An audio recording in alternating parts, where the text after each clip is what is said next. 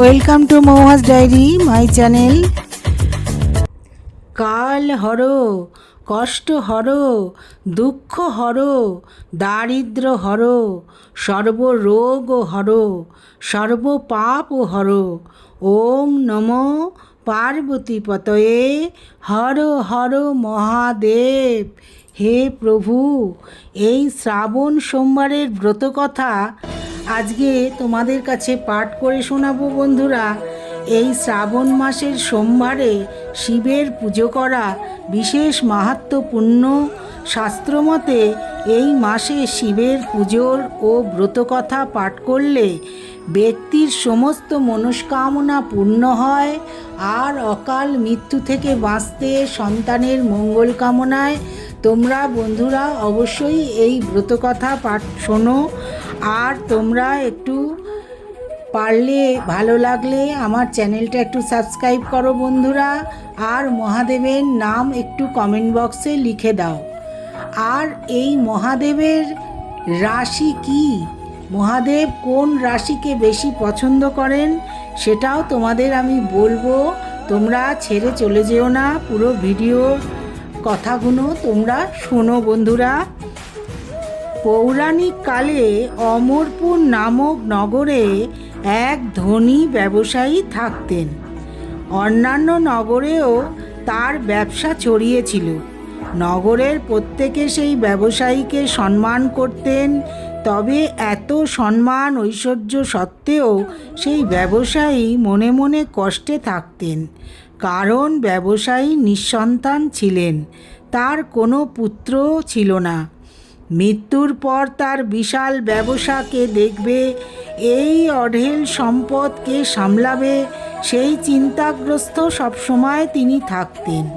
তাই পুত্রলাভের কামনায় সেই ব্যবসায়ী প্রতি সোমবার উপোস করে শিবের পুজো করতেন। সন্ধ্যাবেলায় শিব মন্দিরে গিয়ে মহাদেবের সামনে ঘিয়ের প্রদীপ জ্বালিয়ে দিতেন।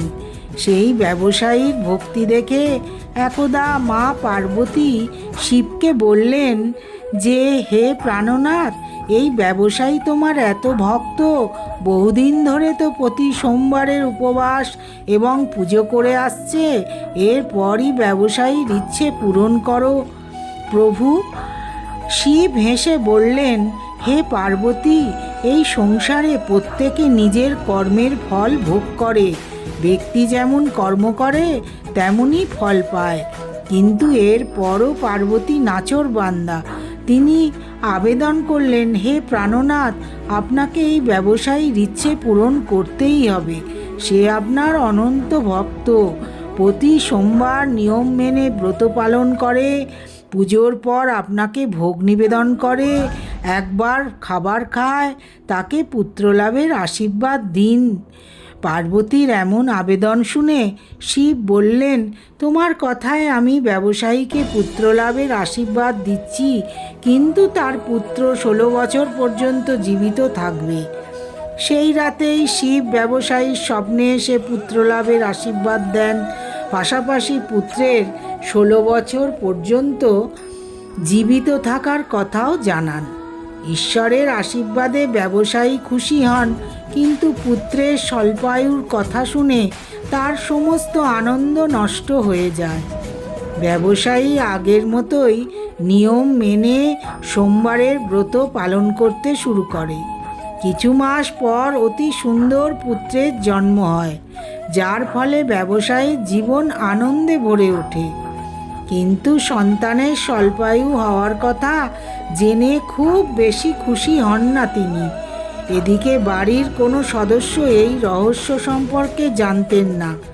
বিদ্বান ব্রাহ্মণেরা সেই পুত্রের নাম রাখেন অমর। অমর 12 বছরের হলে তাকে শিক্ষা গ্রহণের জন্যে বারাণসী পাঠানোর সিদ্ধান্ত গ্রহণ করেন। ব্যবসায়ী অমরের মামা দীপচাঁদকে ডাকেন, যে অমরের পড়াশুনোর জন্যে তাকে বারাণসীতে ছেড়ে আসতে বলেন। অমর নিজের মামার সঙ্গে সেই শিক্ষা লাভের জন্যে বেরিয়ে পড়ে।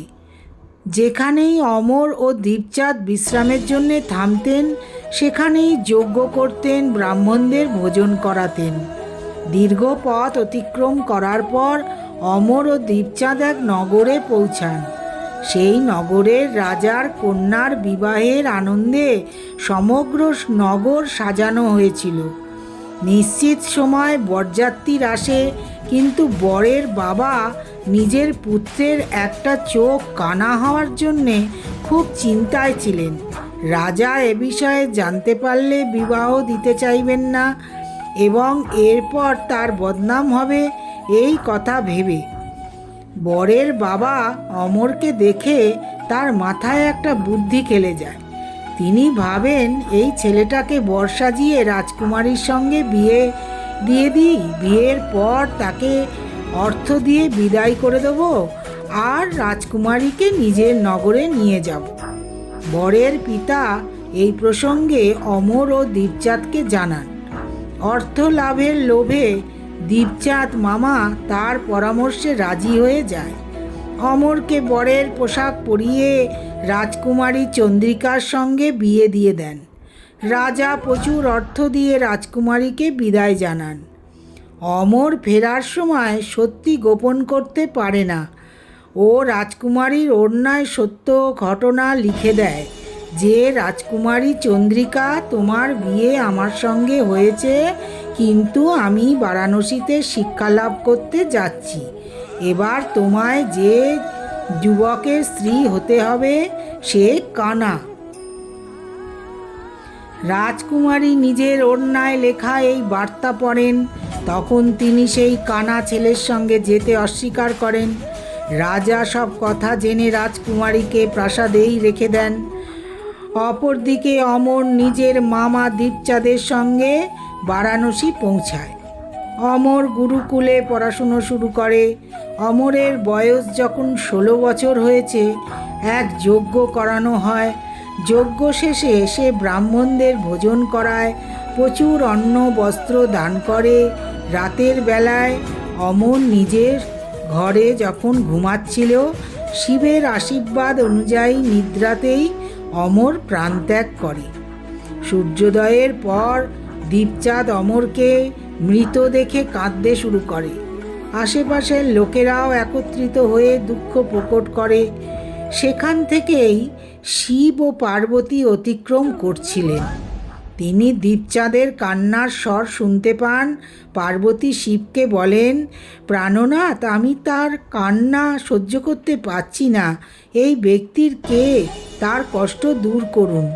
শিব পার্বতীর সঙ্গে অদৃশ্য স্বরূপে দীপচাঁদের পাশে গিয়ে বলেন, হে পার্বতী, এ তো সেই ব্যবসায়ীরই পুত্র যাকে 16 বছর আয়ুর আশীর্বাদ দিয়েছিলাম। এর আয়ু পূর্ণ হয়েছে। পার্বতী পুনরায় শিবকে নিবেদন করে, হে প্রাণনাথ, আপনি এই ছেলেটিকে জীবিত করে দিন, তা না হলে ওর বাবা মা বিলাপ করে নিজের প্রাণত্যাগ করে দেবে। এই ছেলের পিতা আপনার পরম ভক্ত, বহু বছর ধরে সোমবারের ব্রত পালন করেছে, আপনাকে ভোগ নিবেদন করেছে। পার্বতীর আবেদনে শিব সেই ছেলেটিকে জীবিত হয়ে ওঠার আশীর্বাদ দেন ও কিছুক্ষণের মধ্যেই অমর জীবিত হয়ে ওঠে। শিক্ষা সমাপ্ত করে অমর নিজের মামার সঙ্গে নগরে ফিরে আসার জন্যে যাত্রা শুরু করেন। পথে পুনরায় সেই নগরে আসেন যেখানে অমরের বিবাহ হয়েছিল। সেই নগরেও অমর যজ্ঞের আয়োজন করান। নগরের রাজা সেই যজ্ঞ দেখেন। তখনই তিনি অমরকে চিনতে পারেন। যজ্ঞ সমাপ্ত হওয়ার পর রাজা অমর ও দীপচাঁদকে নিজের প্রাসাদে নিয়ে যান।